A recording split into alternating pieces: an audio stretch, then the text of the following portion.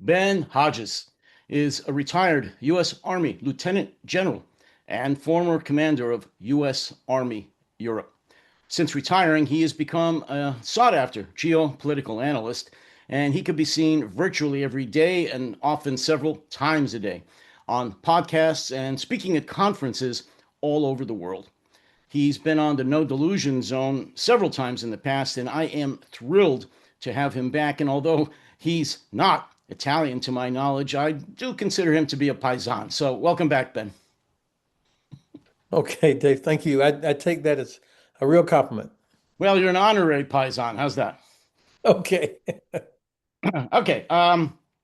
As I said off air, I'm going to get right to it because, in my humble opinion, we are in not only uncharted territory domestically here in the United States, but some really dark existential danger. I'm not saying anything new, but I'm very concerned for my country, and so I'm just going to ask you real quick. And if again, and I said this off air, and I mean it, things are crazy here now. If anything, gets too close to you, or you just don't want to answer for any number of different reasons, just tell me, and we'll move on. But in your opinion, because as I said in the introduction, you are the former or a former commander of U.S. Army Europe. That's not a low level position. You had a lot of responsibility for not only the security of Europe, but security of U.S. forces. In your opinion, in your experience, how close do you believe the United States of America is to armed domestic conflict? How close are we to a kinetic event here, where some radical forces, through for whatever reason, are going to start, shooting each other in the streets? Well, I think we are in a time where the vitriol and the language, it certainly is as harsh as I have ever heard. And I'm 67 years old. Um, and I don't see our national leaders doing things to mollify or calm that. You don't hear any unifying language coming from the national leadership. Um, and so um, people, uh, eh, we do have people that say incredible things on social media and very threatening. And we have seen it where, people assassinated two members of the Minnesota state legislature. Um, Judges get threatened all the time, um, and their families get threatened. So this is it's different than what I've seen before. I'm old enough to, have some recollection of the 60s.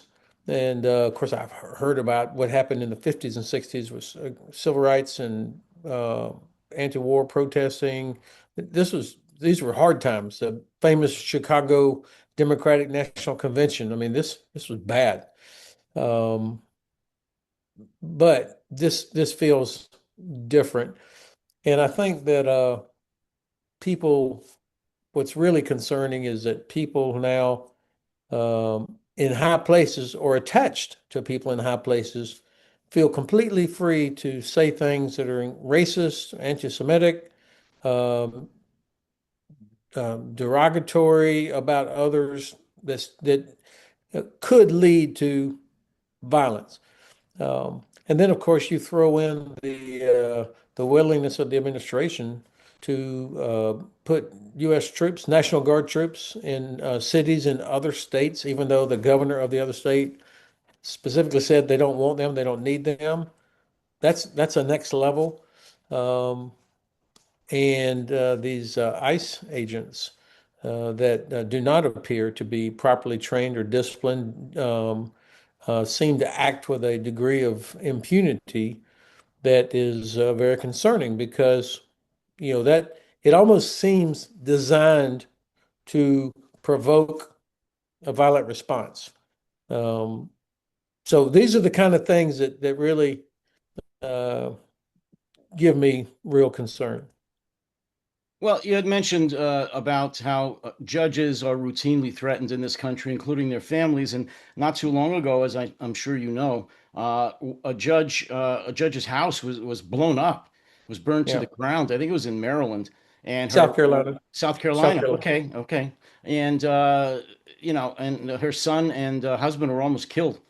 That's just one of the more tragic events in that regard. And you mentioned the couple in Minnesota, the representative and her husband that were killed. Unbelievable. Well, going along those lines, let me ask you, Ben, in your opinion, right now, today, as we speak, what's your top domestic or even not domestic national security concern? What keeps you up at night?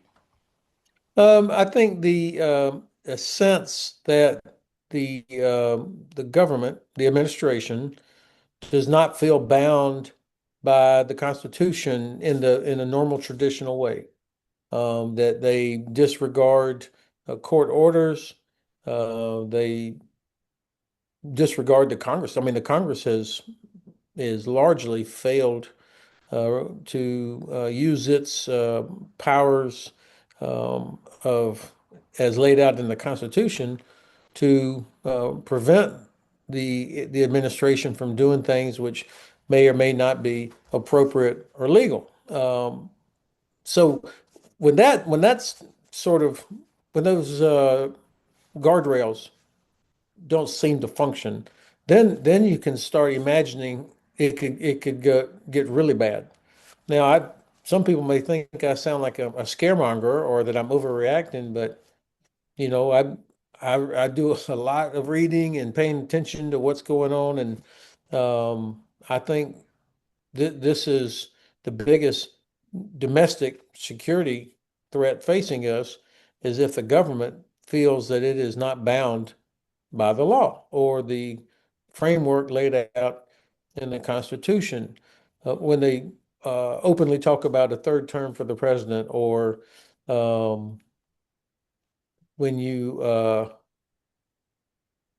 when you don't respond to congressional requests for information about what we might be doing in the Caribbean or against Venezuela, just disregarding that. Look, nobody ever liked that. It was always hard, when you had the Congress and the administration would be at odds. That's not new. What's new is that we have an administration that appears to say, well, we're just not going to do that. And the Republican leadership in the Congress seems unwilling to do something about it. So if I'm correct, your biggest concern, national security concern, certainly domestically, is the government's flaunting, just ignoring the guardrails, the constitutional policies, requirements, and going around Congress and just doing what they want to do, regardless of whether or not it's unconstitutional. Is that correct?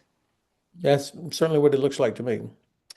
Uh, well, it of course it leads to a lot of my following questions, but something that just came to mind, and I don't need an answer for this, but does it bother you as much as it bothers me that we have a chief executive and commander in chief who literally, I know this for sure, has never read the U.S. Constitution, much less understand it? Um, that bothers me a lot because I don't think it would matter if he did. I think this president would still ignore it. But it's really bothersome that he's not really aware of the foundational tenets of this nation. What do you think? I think he actually is, uh, but they have made a determination. I mean, when you look at the people around him who have helped, whether they were Steve Bannon or Steve Miller or the people that came over from Heritage, but also many members of Congress who have law degrees, and yet they are completely they seem committed to changing um, this structure that we have, and creating a government that has an executive that is above this, as opposed to being one of three co-equal parts. Um, so This is why, in the military, we, as you will remember, we affirmed our oath to the Constitution over and over and over and over.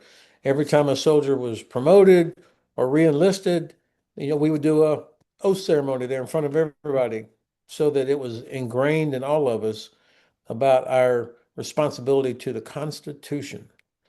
Now, I don't know if any other agencies or institutions do it with that rigor. Um, but it always gave me a sense of confidence and it was stability. It was foundational that American people would never have to worry about whether or not the Army would or the military would obey the law, or that we would perform our duties within a constitutional legal framework. And by the way, that gives our allies confidence also that if they put their troops under American command or with alongside American troops, they're not going to get drug into something that is unlawful.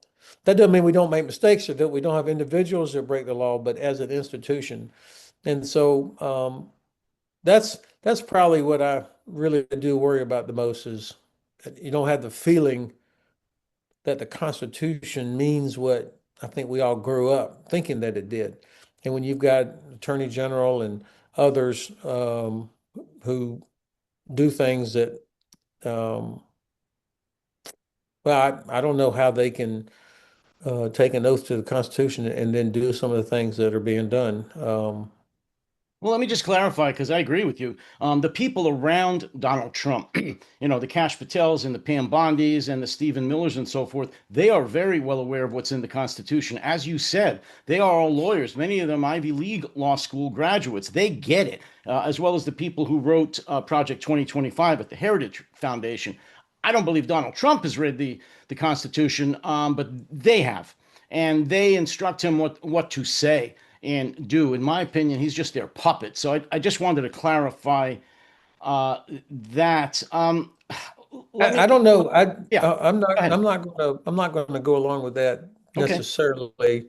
Um, uh, that he's just their puppet. Marionette, Certainly, maybe, excuse me.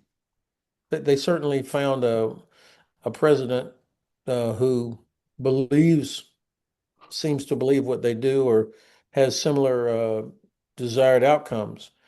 Um, so who's leading who is not entirely clear to me. The fact is, all of them together do not respect, even though they may say the words, they clearly don't respect the Constitution or their responsibilities under the Constitution to the Congress or to the courts, the way that uh, one traditionally would have done that in the past. And again, I want to emphasize this, it's never been perfect. There's never been an administration that didn't push the limits of executive power as far as they could.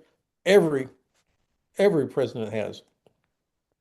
Well, yeah, I Um, mean, that goes back to the founding of the nation. As you know, at the right, very beginning, there were huge arguments between the right, founders about a very strong federal right. Now, government and a strong my point presidency. is, what's happening now. It seems different at a different Absolutely. level Yeah. of willfulness. No, I agree with you. I agree. I'm trying to give a little bit of credence to the people I disagree with, that it's not completely new, but what we're experiencing something new is the flagrant disregard by right now the entire Republican Party for the Constitution. But let me move along to some things that I know that you're much more comfortable in addressing. There's been not talk. There's been some documents that have been revealed recently, fairly recently, about a QFR, a QRF rather, a quick reaction force within the National Guard, all 50 National Guard units of the states for deploying, for reacting, obviously, quickly reacting to any domestic disturbances. Now, I've been in the National Guard. That on its own is nothing new. They have such quick reaction forces, but it was primarily for natural disasters. Yes, they had military police and others that would respond to riots and so forth. That's true. But nothing again like what they're talking about now. What is your response to these 50 quick reaction forces being developed for dealing with domestic, as they would call it, terrorism. Well, this is where, in normal times, the House and Senate Armed Services Committee would hold hearings, and the chief of the National Guard, who's a member of the Joint Chiefs, would come testify, and the head of the National Guard Bureau, and somebody from the Office of the Secretary of Defense, somewhere in there, would come testify and explain the legal foundation for what they're doing, the justification for it, how it's going to be paid for, explain the whole process. This is what normal oversight looks like. It doesn't appear that the Republican leadership in the House and Senate Armed Services Committee are willing to call them in and just have them explain it. And the Department of Defense also doesn't appear to feel compelled to come over and make the case because they don't care, or they're pretty sure they're not going to be held accountable for it. So I would just say, to those officers who are in the chain, I hope that they are getting good staff judge advocates to review all of this to so that they are confident that what they're being tasked to do, or what they might be tasked to do, is lawful. If it's not, and they still do it, the president has immunity, they don't. Um, and so I think they should, and I imagine, frankly, the vast majority of these men and women are very thoughtful and do take their oath very seriously. So I imagine that they will do their best to do their duty um, in a lawful way. And if they can't, then of course they should refuse it or step down. Now, um, we have to keep in mind there's a big difference between an unlawful order and a, a policy, a stupid policy, or a policy we don't like. Just because I personally don't like this approach towards using the National Guard to do things that are unnecessary and are not wanted or needed by governors in some of these states, the whole way it's been explained and focusing on blue cities, um, so-called blue cities, it may not be illegal. It's just, I really don't like it. So that's the, I think this is where these senior officers have a responsibility, and I'm pretty sure they're doing it. They're getting legal review to make sure that what they might do, even if they don't like it, if it's legal, you're bound to carry it out. What is your understanding of what this newly reorganized or organized a quick reaction force is? What do you see the possible dangers in the way that they are proposing this? And what also related to that, what do you understand and see any possible dangers in the National Guard of other states being deployed to states other than their own against the wishes of the governors of the states they're being deployed to, the QRF danger and deployment of National Guard troops to other states? What's your understanding of what's going on there, and what possible dangers are there in those deployments?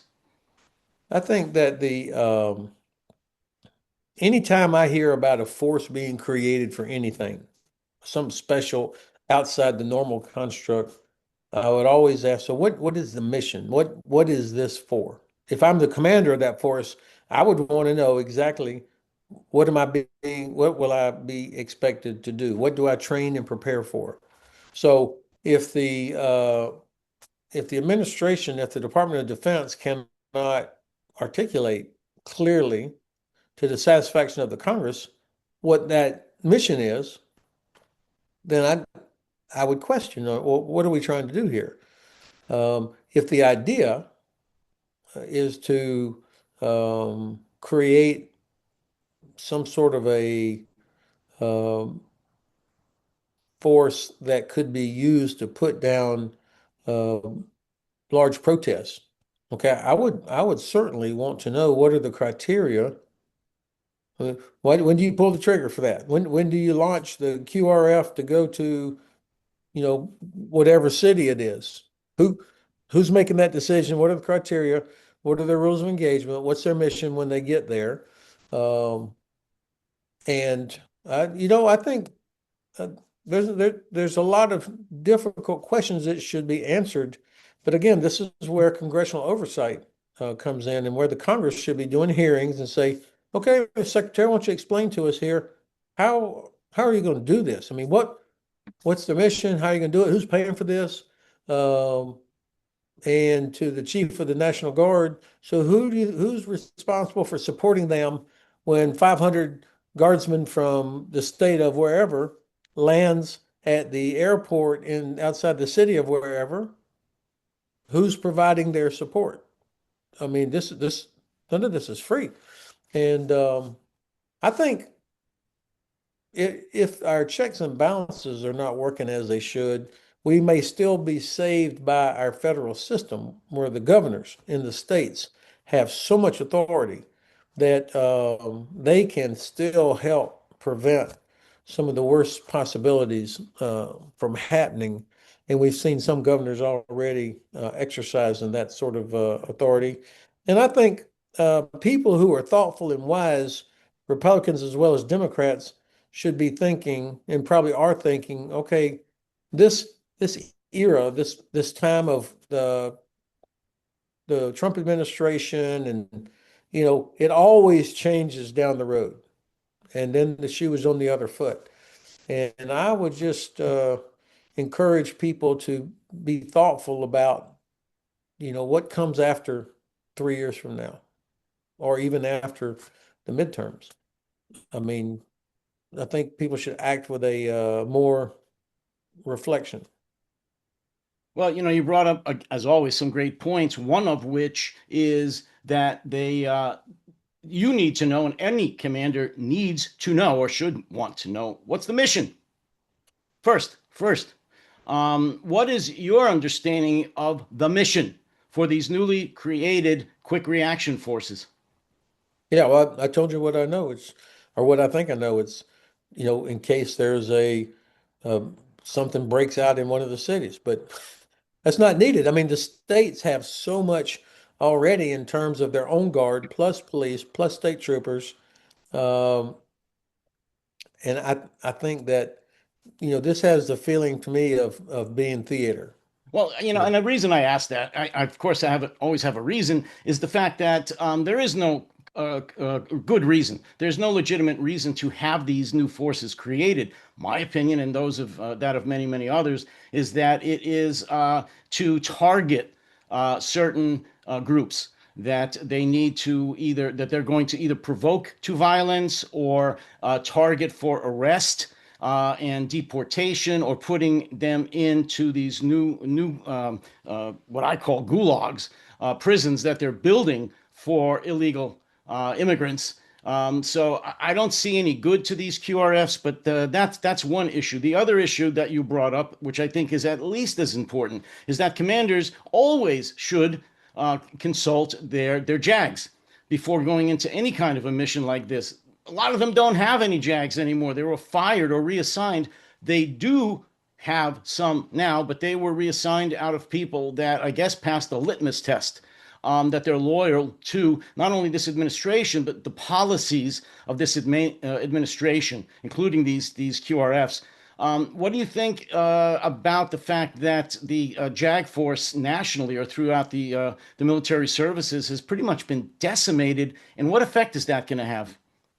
Well, I don't know the details of how many are gone or who got replaced by who, but it was telling to me that the administration sacked the Judge Advocate General of the Army, Navy, and Air Force all at the same time. I mean, why would you do that? I mean, were they all three just incompetent and it was time to get rid of them, or you wanted to remove that from the um, capabilities of leaders to be able to turn to their senior judge advocates? Um, I think that yeah, at the end of the day, your Army or Air Force or Navy lawyer is there to give advice. They're not in the chain of command decision making. They can only give their best advice. And so I knew that I was always responsible for any decision I made, uh, including if I went against what the JAG recommended. Of course, I would be responsible for it. And so commanders today would still have the responsibility to make decisions, whether or not they had their staff judge advocate helping them. Um, I, I never understood why. I could speculate, but I never understood why all of the top ones were sacked all at one time, other than were they trying to send a message, or were they seen as too close to the previous administration or something? I mean, none of this stuff makes sense. If you've served in our military over the last 250 years, um, none of this makes seems Well, appropriate. Ben, people that have not served in the military, talking about my viewers here that are going to be watching this, they're probably pretty unaware of the services that JAG offers to commanders. They may have seen the old series JAG. They may know a little bit about, the military attorneys. Just in general, could you explain just briefly what are the crucial services that the JAGs offer to military commanders, especially when we're talking about such critical issues like the deployment of American troops on cities and what's going on in the Caribbean? Well, so of course the traditional job of the staff judge advocate is to assist the commander and the command with enforcement of the Uniform Code of Military Justice. So if Private Hodges or Lieutenant Hodges gets in big trouble, I'm going to be prosecuted under the Uniform Code of Military Justice. The staff judge advocate runs the process that leads to uh, non-judicial or judicial punishment within the brigade. And then there's a separate set of military lawyers that are part of the defense team that are separate from the chain of command for obvious reasons. So a soldier would always get assigned military lawyer for defense if he or she wanted it. So that's basic stuff. But what's relevant to our conversation here is to have somebody that can look at the orders and can put that against what are the published rules of engagement, what does the law of armed conflict say, what do existing treaties say. They can do these things, and so this is where their intellect and their skills really come into play.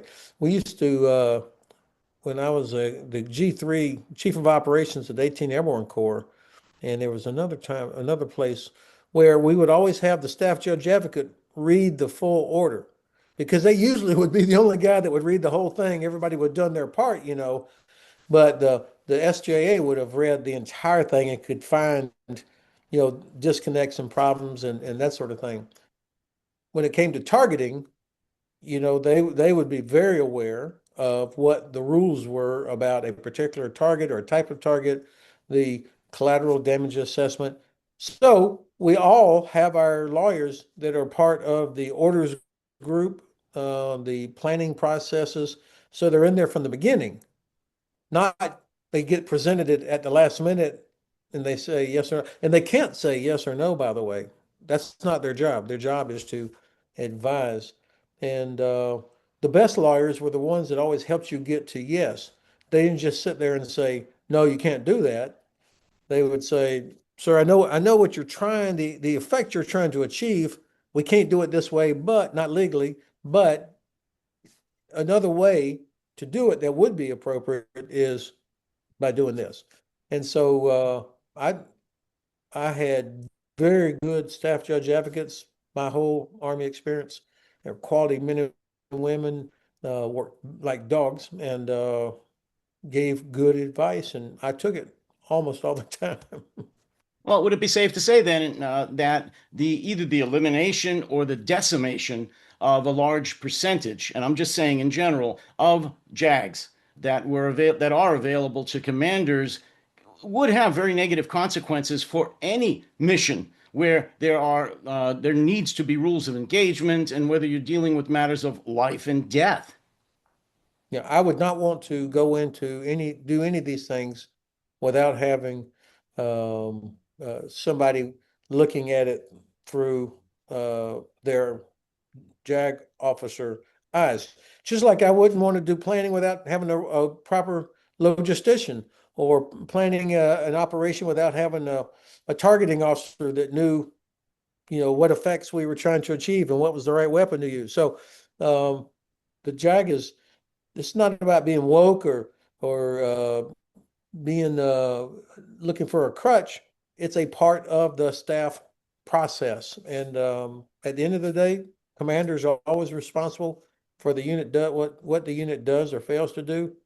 I would hate to not have proper legal advice. Well, talking about woke, let's talk about one of the my pet peeve woke issues, which is rules of engagement. Why the hell do we need them anyway? Why don't we just turn our soldiers loose to do what they need to do, which is to shoot first and ask questions later. I'm being sarcastic, of course. I picked up on the sarcasm. You might, but other people are going to let me have it afterwards. I guarantee it. Um, During the now infamous meeting at Quantico, there was talk about that. You've spoken about this before. What's the dangers, Ben, of saying what I said seriously? Because I actually paraphrased what Secretary Hegseth said. That rules of engagement very often tie the hands of our soldiers. They're woke, and so forth and so on. Talking about rules of engagement, why they are crucial, and they have nothing to do with being woke or overly compassionate. They're actually for the benefit of our own military, our own troops. Yeah, this was really one of the more surprising aspects of that Quantico lecture, to refer to rules of engagement as woke and woke policy, and that they somehow got in the way of getting the mission done. It's the opposite. And when the secretary said that, you exist to break things and kill people, no, that's not why the military exists. When the time comes, you may have to kill enemies of our country, but that's not why we exist. Why we exist is to protect our nation, to protect our people, protect critical infrastructure, and to accomplish those tasks that are assigned to us. The rules of engagement are necessary to help make sure that we are operating within the framework of the law of armed conflict. And that protects our soldiers from ever being prosecuted down the road. Um, I remember there were some people that were very frustrated in Afghanistan that after General McChrystal, 2009, changed the mission, changed the focus from killing Taliban to protecting the population, because the end state was you wanted Afghans running Afghanistan, not us forever. You wanted Afghan government, Afghan police, Afghan military at the national level and down at the provincial level. And so the focus changed to um, yeah, protecting populations. And so doing things so that Afghans could go about their business, including using their roads, not worried about Taliban roadblocks or having to pay off Taliban to avoid getting killed. Um, and so that the governance could take hold and protect and take care of their populations. So that meant less focus on killing Taliban and going after the enemy. Well, there were some people that didn't like that change, and they felt that they were being put at risk for no reason. You know, fine, but that was not a woke rule of engagement. That those rules of engagement were adjusted to help accomplish the mission. And at the end of the day, that's what we exist for, is to accomplish missions, not just kill people. And look, our allies, the United States, we never have enough to do it by ourselves. We always need allies. And allied countries are going to be reluctant to put their soldiers alongside ours or under American command if they sense that there are no rules of engagement and that their own soldiers could get caught up in one of these situations where people are just killing people and breaking things. I went to West Point in the summer of '76, so the My Lai massacre was still fresh in everybody's mind. The worst war crime of the Vietnam War, at least from an American side. And Lieutenant Kelly, I heard all about it when I was at West Point. We were trained on this. And so that also has influenced our thinking, fortunately, that this is not how the soldiers of a democratic country behave in battle. It's not who we are. And it does nothing to improve our security or advance the prestige of our country. So I'm still astounded that that was one of the things that the secretary really felt he wanted to emphasize. Well, as you know, several years ago, during the first Trump administration, I don't know if it was pardoned or how it was exactly, but he had the charges dropped against a war criminal, a SEAL, who had was convicted of a war Yeah. crime, and that sent tremors through not just the SEAL community, but the military community, and that hasn't stopped. So now in his second term, he's doubling down on that. What effect could that have? I mean, if that becomes the policy, meaning that the rules of Well, engagement are I think gone, you do what you want to do. I think there were three different cases. An Army lieutenant, the senior non-commissioned officer from the SEALs, and there was one other one I can't remember now. That were their cases were they were pardoned or whatever.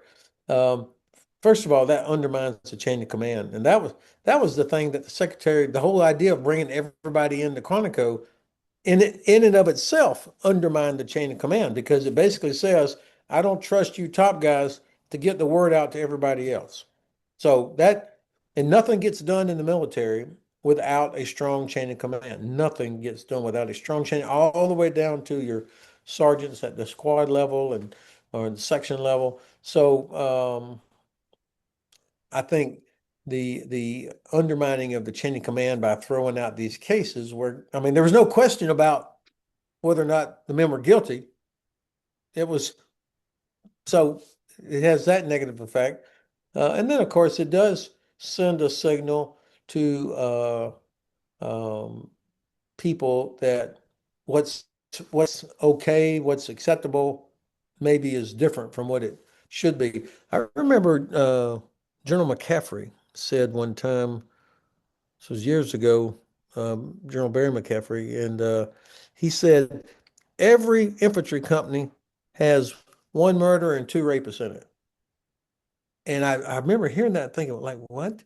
And of course, what he was talking about is out of 120 soldiers from all over America, the chances are that three of those 120 have the psychological makeup and DNA that they could, in fact, if the conditions were allowed it, that they could in fact commit capital crime. Just that's just percentages. And so his point was, it's up to you, commanders, to make sure you have an environment that is disciplined, with leaders checking and making it clear to soldiers what the standards are, and you enforce those standards. Otherwise, those one or two or all three of those potential criminals may act out that potential. Now, I've never forgotten that because it really was a powerful lesson, the importance of leadership that is very clear about what's acceptable, what's expected, and what's not going to be permitted. And so when the secretary said what he did, that undermines that. Well, as our final point today, I want to follow up on what you said and bring back your thoughts on what General McChrystal did in Afghanistan, and he caught a lot of hell for that, as you know, a lot of heat. You'd mentioned that, and what he did, in my opinion, was he was not re well, he was reversing what the Soviets had done when they were there, which is pretty much the same thing: kill everybody. Right. Don't worry about it. And they were not very popular in Afghanistan, as you know. And what General McChrystal wanted to do was the opposite. He wanted to protect the Afghans to pursue a military mission, but not to kill everybody in sight, to shoot things and break things, to actually consider the local population. In some ways, a very radical view. The right one, in my opinion, we did the same thing in Vietnam with the body count, as you know. That was the policy for most of the Vietnam War, just a Yeah. body count. That didn't go over really good either on with the local population. But that all comes back to rules of engagement. If you don't have any rules of engagement or sensible rules of engagement that are understood by everyone from the command down, that have been reviewed by JAG and make sense to the mission, but also to the law, you've lost. I mean, we've lost as a democracy. And I'll leave you to have the last word about that for today. Well, that's well said. This idea of break things and kill people, and we don't need stupid rules of engagement. They just get in the way, and that sounds a whole lot like the Russian army that has been stopped by the Ukrainians. That this uh, kind of what he described is actually what the Russians do. And so you've got a force that is not successful, it's suffering enormous casualties. You have officers killing their soldiers who refuse to fight or who try to surrender.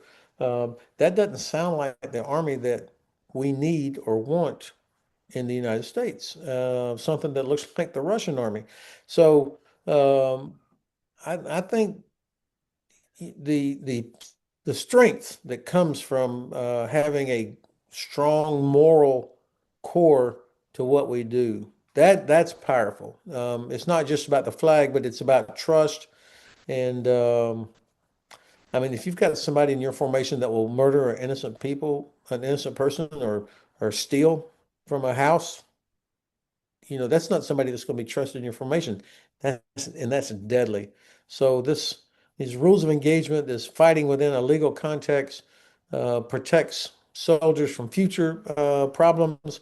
It protects the cohesion of a unit, and it keeps us focused on what's important for our country. That's why we exist.